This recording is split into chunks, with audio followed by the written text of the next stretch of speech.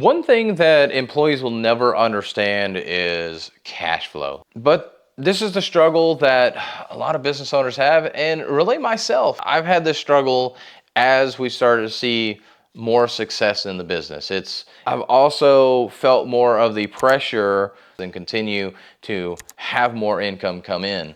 And cash flow is a huge issue because as you're building up the business, you're adding more team members, and it can get scary because I've got all these team members I've got to take care of, but I got to make sure that more business is coming in, but we're also trying to build the team up. So I'm trying to get our leadership team in place to do more, but also handling client communication. And I mean, that's the struggle of a small business owner. You're still wearing multiple hats.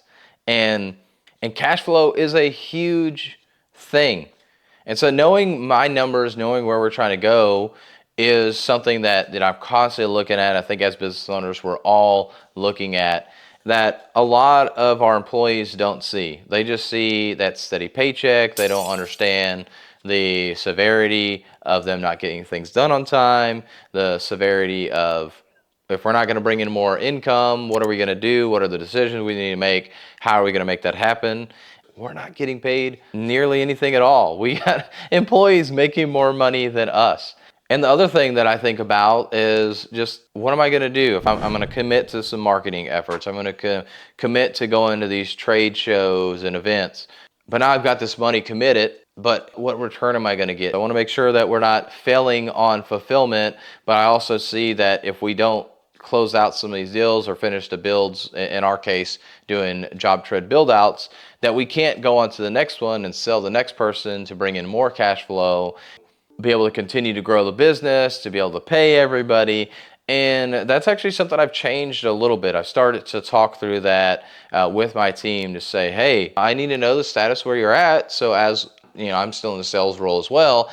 As I'm selling stuff, I can know where to put it at. Can I tell this person that, hey, we can start this week, or hey, we need to start in 2 weeks, or maybe it's a month. I need to be able to have that conversation on that sales call rather than, oh, well, let me get back to you and see when we can fit you in. I want to be able to have an answer now because I've got that person right there.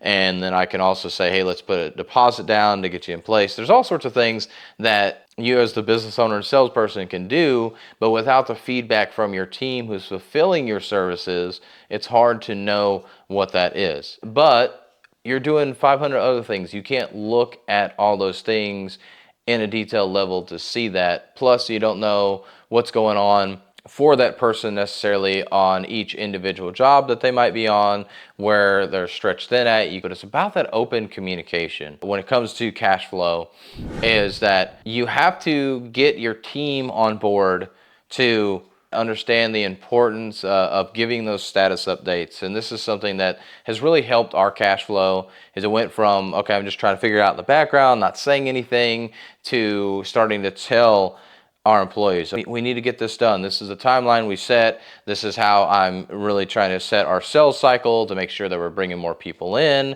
And if we're not closing these builds out, we're not able to go on to the next one to regenerate more cash flow, because how we set things up typically is we do 50% up front, 50% upon completion.